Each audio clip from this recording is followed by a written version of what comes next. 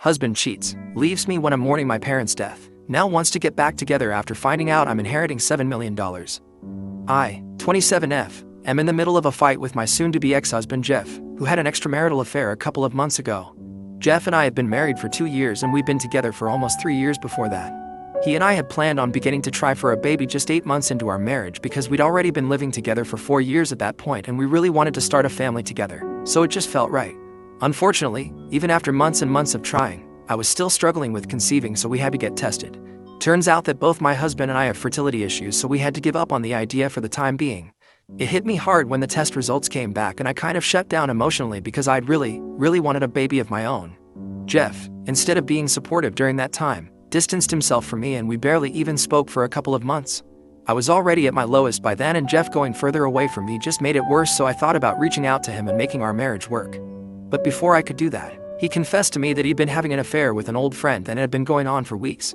He'd sought out her help a couple of days after we got back the test results since he used to be good friends back in high school and she was in town for a conference. They had lunch together and then that turned into an opportunity for him to cheat on me with her. He told me that he wanted to tell me the truth, but I just seemed so distant and sad that he was afraid of how I'd react, so he just didn't say anything, which was a pretty ridiculous reason. I remember wanting to say a lot of things after he told me, mostly wanting to scream at him, but I couldn't bring myself to do any of it, so I just broke down on the couch and began to sob like a baby. He didn't even console me or anything, not even a pat on my arm to tell me it's gonna be alright. He just sat there like a damn statue and said nothing while I cried for almost an hour. After I finally eased up a little, he told me that he was going to spend the night at his parents' place because he needed a break from everything that was going on. I begged him to stay in spite of what he'd done, but he didn't wait around. He'd already had his bags packed before discussing this with me and then he just left. As soon as he left, I started crying again and remained in the same spot until midnight. It was pretty much the worst day of my life so far. I was so depressed that I wasn't responding to any calls or texts from anyone, not work, and not even people I knew personally. So a couple of friends and relatives had come to check up on me, but they'd leave when they realized that I wasn't going to open the door for them and let them in. I'd let them know I was still there by yelling out that they needed to leave and that I wasn't going to open the door. So they'd know I was okay and then leave. I'm grateful for the people who checked up on me, honestly, because I don't think I'd be here right now if it wasn't for them. All I did was have the minimum amount of food needed to keep going, watch TV, and then sleep. I was basically a zombie for almost 2 weeks. Then one day, one of my cousins came by and I told him to leave my living room, but he didn't go. Instead, he told me that he had important news to share and he needed to do it in person. I didn't take it seriously and argued with him, so he finally snapped and told me that he was here to inform me that my father had passed away that morning from a heart attack, and since I never checked my phone, people didn't have any way of letting me know about it. I was already pretty heartbroken from whatever had happened with Jeff, and then the news of my dad's demise just broke me even more. After my cousin who visited me to tell me the news left, I think I started crying so loudly that the neighbors had to come to my door to make sure I was okay. That evening I booked myself a flight back home for the funeral, and it was really difficult because I barely knew what I was doing all throughout. I had to be helped by people I barely even knew because I was so lost, but somehow I got back home safely and made it through the funeral. I was blank and didn't cry at the funeral much, but I'd planned on staying for 2 weeks at home with my mother so she'd have someone to count on. She was devastated at the funeral and didn't leave my side even for a second, but we barely got to speak because of the sheer number of guests and relatives showing up. My dad was a well-known man. He was an attorney and was one of the best in his town. He was also a really good man and people loved him. Some people had even traveled overseas to pay their last respects, so you guys can imagine what sort of love and respect people had for him. My mother and I were overwhelmed, and for the 2 days after the funeral, we just made small talk, and I'm grateful for even that much because just 3 days after the funeral, I lost my mother as well. The medical report said that my mother had passed away due to natural causes, and since she'd passed in her sleep, it had been peaceful for her, but I knew that she'd passed away from a broken heart. Call me crazy, but that's what I really believed. Within days of my father's funeral, we had to organize another funeral for my mother, and this was smaller, but it hit me even harder than my dad's death because this had happened while I was fast asleep in the next room. I think I pretty much shut my brain off after my mom's passing and was a robot. I flew back home after the funeral and finished off some legal paperwork with the executor of their will, my dad's secretary. There was nothing for me to stay back anymore, so I came back to my own home and resumed my old routine of eating, watching television, and then going to sleep. My life spiraled out of control after that day because I was so depressed that I could barely bring myself to eat or sleep. I lost my job after 1 week because I hadn't shown up at work for a while, and neither had I told anyone anything about my absence, so they had reason to fire me without notice. Besides, it's been ages since I responded to anyone from work, so I should have seen it coming, but it was still a huge blow. This time hardly anyone came by to check on me because everyone thought that I was staying back at my childhood home, and it was a relief because I didn't want to see anyone and vice versa. So that was the last 4 months of my life after my parents' passing. I haven't had a job for almost 5 or 6 months and haven't done anything outside of the house for just as long, if not longer. I don't talk to anyone, and it was only recently that I realized that I've been a total mess. I've neglected everything apart from paying the rent and bills on time and doing the absolute bare minimum. I was in this state for almost 1.5 months until one day, I decided that I wanted to comb my hair because my head was really heavy and I wanted to do something about it because it was uncomfortable. I finally looked at myself in the mirror that day and realized that my hair was a rat's nest. My clothes were grimy and dirty and my face was all sunken and hollow like I was straight out of some horror movie. I was disgusted by my appearance, but I still tried to brush my hair and the plastic hairbrush snapped into two because of how tangled my hair had become. It was a small, insignificant thing, but that was a wake-up call for me. I didn't know how that happened, but something just switched in me and I ended up falling to pieces in front of the mirror once more the day this time. I was not crying just for the sake of it, but I just wanted to get it all out of my system before I went out to get my life back on track.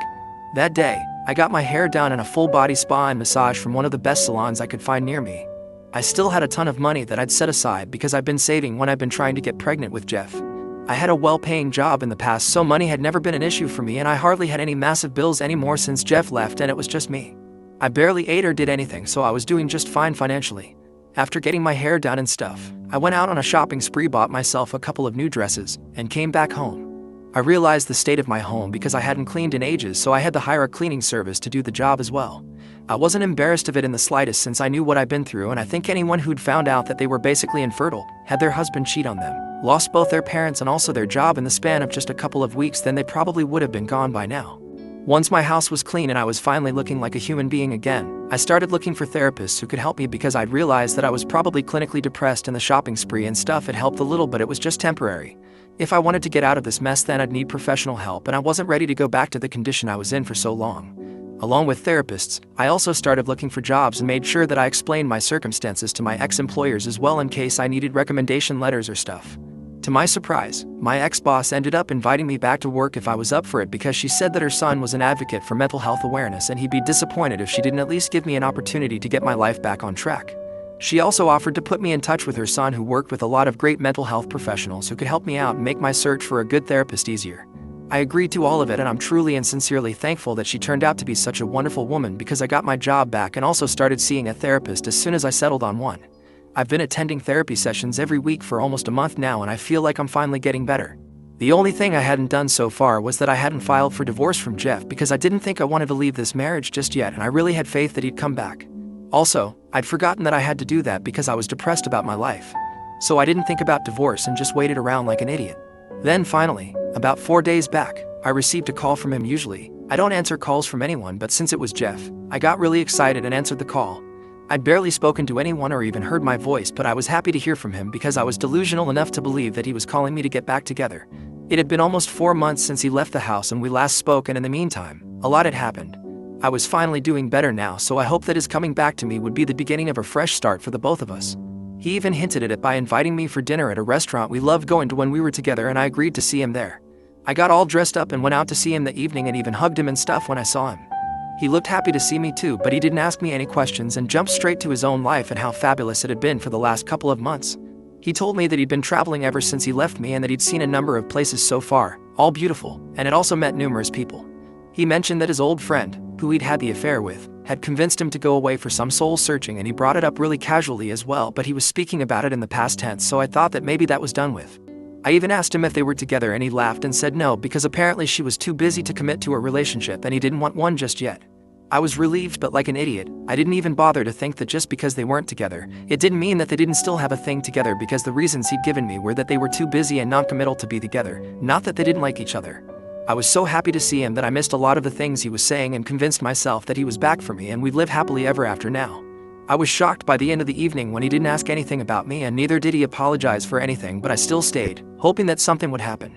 We made a lot of small talk, and after we'd ordered dessert, I finally decided to steer the conversation towards our relationship myself and ask him how he dealt with our separation. He told me that it had probably been easier for him than it had been for me, and then touched my hand and told me that he knew I'd lost both parents within days of each other, since a couple of my friends had come to know about it from my mother's Facebook feed and then told him about it.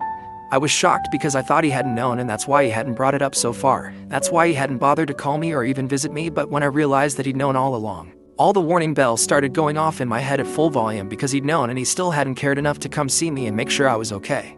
Forget about visiting me, he hadn't even tried to contact me to make sure I was fine. So that was the first shock for me, and then he went on talking and told me that he was really sad to learn about the demise of my parents because he really liked them, but he was too busy traveling to contact me and figured that he'd do it once he was back. I smiled and said nothing because I was trying to process it in my head. And then he told me that he'd also wanted to talk to me about something that he'd been thinking about for a long time now, which was also the reason he'd asked me out on dinner that day. I thought that this was finally where he would ask me to get back together, but instead, he asked me if I'd given any thought to what I'd want to keep during the divorce. When I looked confused and asked him what the hell he was talking about, he explained that since it had been a long time since we'd broken up, he thought that it was finally time to file for divorce officially so we could move on with our lives. That's when I finally realized that this wasn't a dinner date where we would end up getting back together, but one where we would officially end our marriage. It was more of a goodbye dinner than anything else, and I, like an absolute idiot, had completely misread the situation. I was already embarrassed, but I was also pretty pissed off because he'd been a total jerk to me and hadn't even bothered to check on me, whether I was even alive or not, for almost 4 months. But now he had the audacity to invite me for dinner like we were buddies and then go on and on about how brilliantly life had treated him in these past couple of months. And then he asked me that after he'd heard about my parents passing, he'd been intending to ask me about the inheritance that I'd be left with. He said he wanted to wait a respectable period of time before asking me how much we were going to inherit from my parents. At that point, I was so incredibly furious that I literally just ended up laughing in his face and told him that we weren't going to inherit anything. But I was going to inherit close to $7 million, and all he was going to get was a divorce. I'd already been in talks with my parents' attorney, and I told him to sell all the property that had been left to me because I had no intention of moving back home. The estimated amount of everything that would be sold plus the amount that my parents had left me came up to almost $7 million. My dad was rich and my mother never worked, but she had a huge inheritance from her parents, so that's not a surprise, but the probate process had to be completed before I got any of it. They'd already left me close to $2 million that I'd get as soon as the probate process was done, and then I'd have to wait for a couple of weeks before their assets were sold off. They already had a bunch of buyers, so I wouldn't have to wait for long. And since Jeff had been going on and on about how fabulous his life had been ever since he'd left me, I thought that I'd give him a taste of his own medicine and tell him about how wonderful my life was going to be now that I was done with him. We live in a state where inheritance is not considered a joint asset, and so, he cannot claim it, and since he'd already admitted to infidelity, he couldn't claim alimony either. I rubbed all of this in his face and told him about how his leaving me was probably the best thing that had ever happened to me, since I would hate to have to stay with him even after my life was finally coming back on track. I told him that he deserved every single bit of misery that he was feeling because now I was rich and he wasn't, and it showed on his face. Then, I stormed out of the restaurant and drove back home. He hasn't tried to contact me, but my in-laws have, and they told me that what I did was disgusting because first, I wasn't able to give him a child, which drove him to cheat on me, and now, I'm not even willing to do the bare minimum and share some of my wealth with the man who had supported me all along. I hung up on them without any argument because I didn't think I needed to dignify any of it, but his friends and family have been hounding me ever since our dinner date about what I did, and I'm seriously beginning to question if it was the right move to rub it in his face. Maybe I should have just left without bragging about it. Ida for bragging about my inheritance after my husband cheated on me and left me at my lowest point. Update 1. Hey, I filed for divorce from my husband. It's been 3 weeks since the incident, and his family and friends have taken the harassment to a crazy level. They're literally going off on me on social media and have practically started a hate campaign against me for putting Jeff through mental distress on purpose just so I could get revenge on him because he had cheated on me. And then blamed me for his cheating as well by saying that I'd withdrawn from him emotionally, so he had no option but to seek affection somewhere else, and it just so happened that a friend of his happened to be back in town. So he's absolved of all the blame, and I'm the villain here, even though he was also facing fertility issues, but I never went out of my way to find someone else and talk to them out of desperation. But whatever, I filed for divorce, and I'm going to make sure that I don't let him off the hook easily. I'll also sue his parents and friends after warning them that they need to stop, because word of this has reached a couple of my coworkers too, and I can't compromise my reputation over this bullcrap. Update 2. Jeff's actually contesting the divorce. Why? Because he suddenly had a change of heart and now he thinks we're meant to be together. I'm sure this has nothing to do with the inheritance, and he's doing this all purely out of his own love and affection for me. That's probably also why he made his folks stop harassing me online, so he could get back with me since he loved me and not because I threatened to sue them all for defaming me. I'm being sarcastic, obviously. I talked to him a couple of hours ago on the phone when I found out that he was contesting the divorce, and he told me that he'd changed his mind and that he wanted to make our marriage work.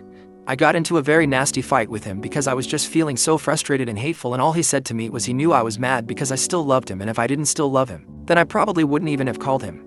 He reassured me that this was just a stupid game that I was playing to get back at him for the cheating and that we'd be just fine, and then disconnected the call. I'm in disbelief right now, and I cannot believe this is happening to me. I've never, ever felt such a strong urge to slap someone senseless, but I guess there's a first time for everything. He just is a huge jerk, and I can't believe I even considered getting back together with him. Freaking gold digger. Ugh, I could just scream right now, but that wouldn't help. Please, if someone has any advice on a way to mess him up but legally, Do go ahead and let me know because I have nothing to lose at this point. Update 3. Hello, folks.